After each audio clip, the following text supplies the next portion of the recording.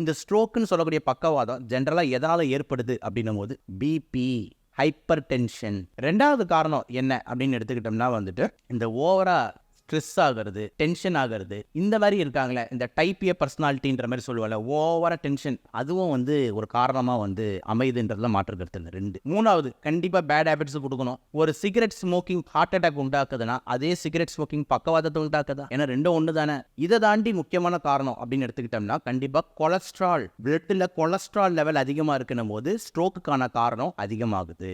இதெல்லாம் தாண்டி இன்னும் கொஞ்சம் ரேர் காசஸ் என்ன அப்படின்னு எடுத்துக்கிட்டோம்னா கண்டிப்பாக தலையில் அடிபடுறது. இதை தாண்டி ஒரு சில மாத்திரைகள் ஸ்ட்ரோக்கை உண்டாக்கலாம். ஒரு சில மாத்திரைகள் சைடு எஃபெக்ட்ஸ் சான்ஸ் இருக்கு. மெயின்லி இந்த ட்ரக்ஸ், இந்த மாதிரி விஷயங்கள் வந்து அதிகமாக ஸ்ட்ரோக் வர்றதுக்கான வாய்ப்புகள் வந்து இருக்கு. ஆனால் மெயின் ரீசன்ஸ் அப்படின்னு எடுத்துக்கிட்டிங்கன்னா high BP, high sugar, high stress, proper lifestyle இல்லை, ஓவர் வெயிட், கொலஸ்ட்ரால், ஒபிசிட்டி, இதெல்லாம் மெயின் காசஸாக வந்து இந்த பக்கவாதத்துக்கு வந்து அமையுது.